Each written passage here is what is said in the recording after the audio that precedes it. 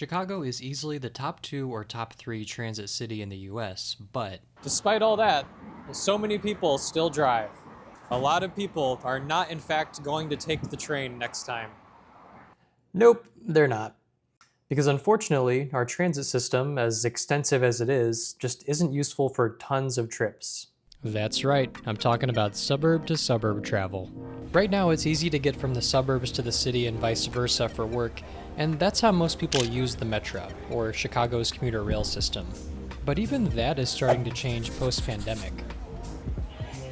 And you know, that makes sense, because commuting is just one of many reasons people travel. Man, if only there were some way to serve both people commuting into the city and people traveling for other reasons. Maybe by running trains like through downtown, but that's crazy. Unless...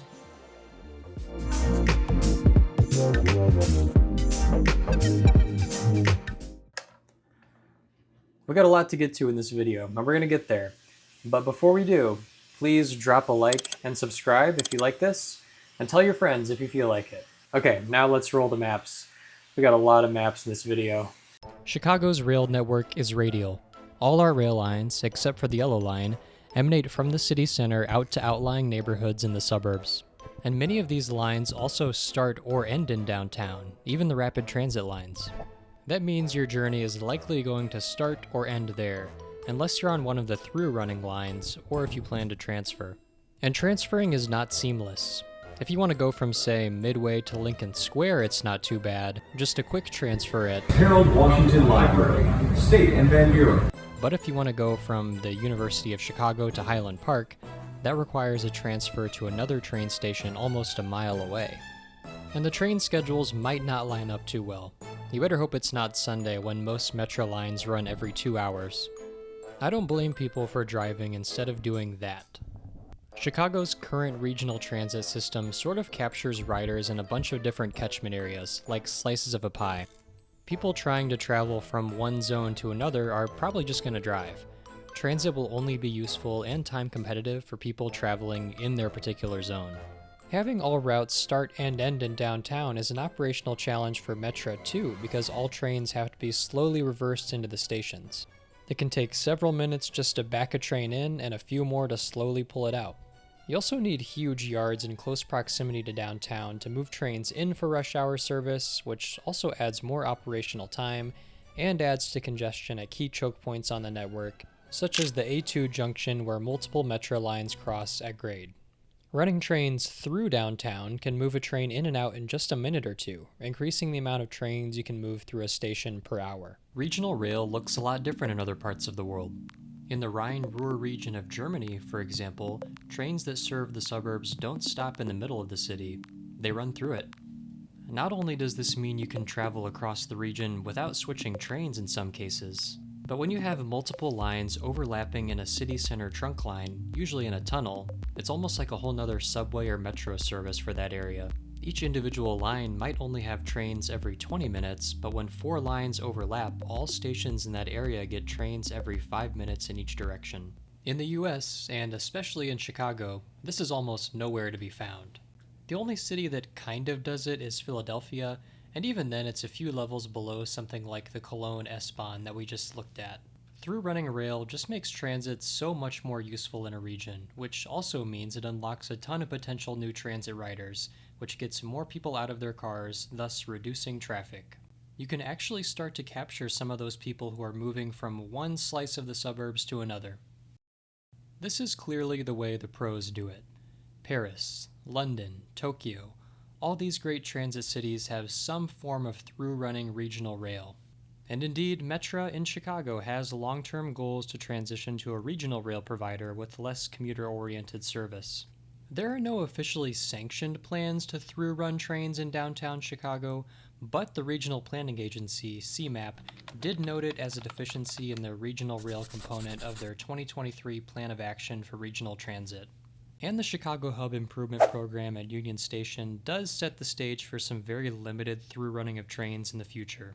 And of course, everyone has that urge to just draw some sort of orbital rail line around Chicagoland, and that has been studied officially quite extensively, but they just didn't get enough traction.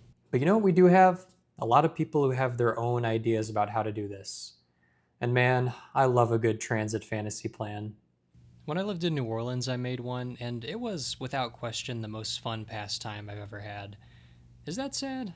I don't think that's sad. So a few people have no doubt had a lot of fun envisioning what a through-running rail system could look like in Chicagoland. So let's dive into it.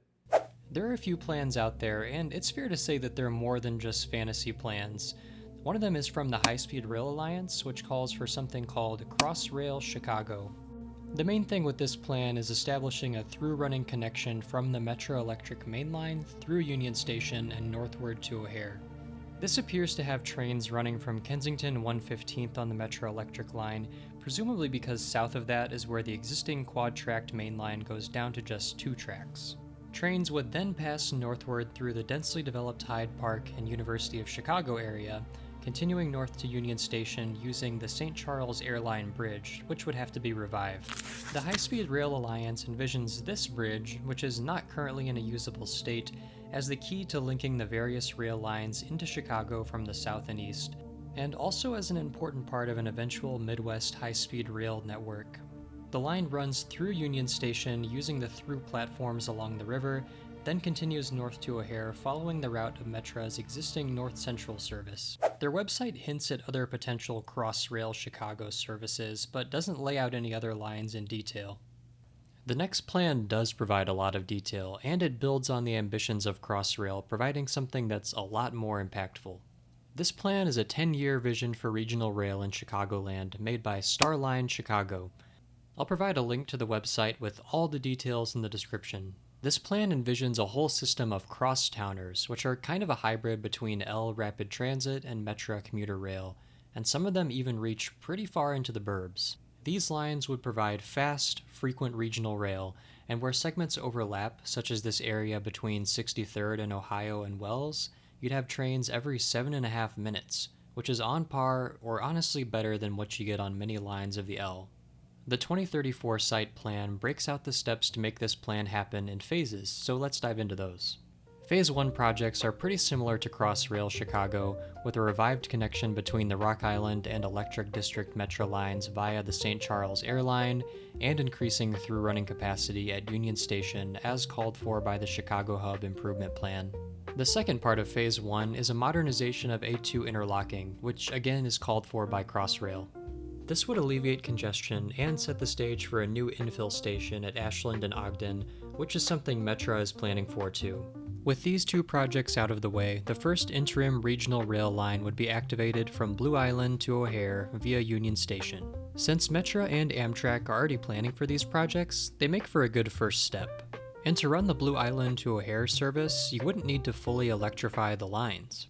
Metra expects to receive some Stadler-Flirt battery electric train sets in 2027 for use on the Beverly branch, and the initial plan for 2034 site is to just use these vehicles for the initial service, but more on that later. Phase 2 is where things start to go to the next level. A new 2-track electrified regional rail tunnel would be built under Columbus Drive and Ohio streets, and while we're at it, can we make Columbus Drive less than 6 lanes through Grant Park? Thanks. This would have stations at 11th Street Museum Campus, the Art Institute, Lakeshore East, Cityfront Plaza, Ohio and State with a direct connection to the Red Line, Ohio and Wells with connections to the Brown and Purple lines, and Chicago and Halsted. The lines would then continue north and northwest on the existing Union Pacific right-of-way to Highland Park, Des Plaines, and Palatine. 2034 site also has an alternative to the Ohio Columbus Tunnel, which is this Clinton Roosevelt Tunnel, which would require a little bit less tunneling than the Ohio Columbus option.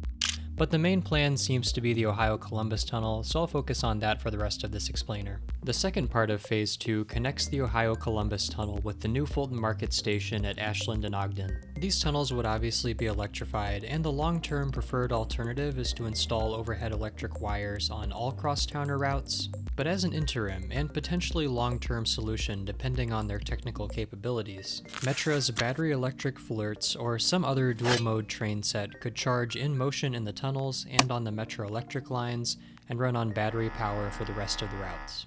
So with these two tunnels, most of the CrossTowner routes could finally come online.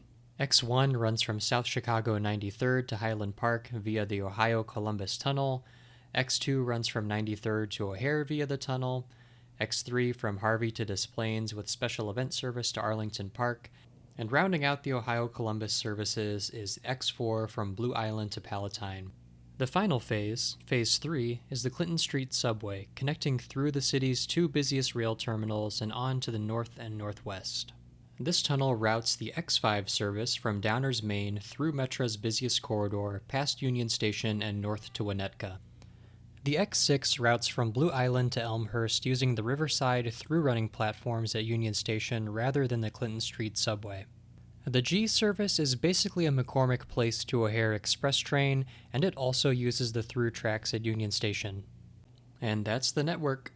Metra lines that go beyond the realm of the CrossTowners still get as much service as they get today, but they focus more on the outer parts of the network, so they'd make less inner suburban stops, speeding them up too. This allows for speedy trips across the entire region, and it disproportionately provides almost rapid transit-like service to corridors on the south lakefront that are lower income and majority black. I'm convinced that this project could seriously reduce traffic at key choke points on the regional expressway network, like the Jane Byrne Interchange, Kennedy Expressway, and Inner Lakeshore Drive, reducing traffic for everyone and speeding up buses for transit riders.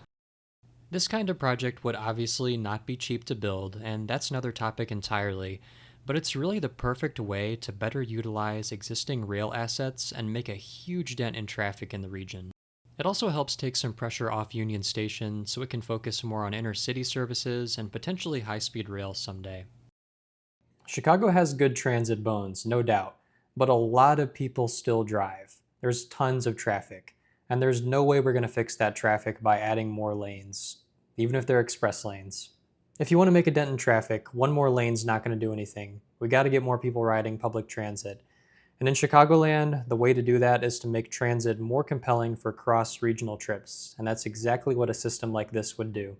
Imagine leaving the University of Chicago campus and stepping on the Metra platform, and you see trains to O'Hare, Highland Park, and Palatine, and they're coming in just minutes. Imagine how many region-wide transit trips this opens up. And even if you still wouldn't use it, investing in this sort of bold system is the only way your commute on Lakeshore Drive is ever going to have less traffic.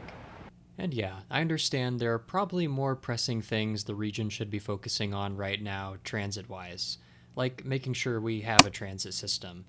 But if those things work themselves out, it's important to have a bold vision for what the ideal state of transit would be for our region.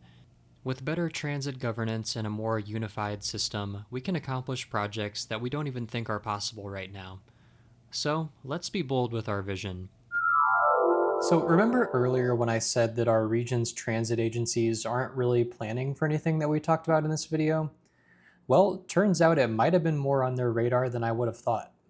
As I've been putting this video together, the RTA's board meeting on March 27th had some discussion on a Regional Rail 2.0 concept, which includes through-running trains through downtown and sounds pretty similar to the CrossTowners concept.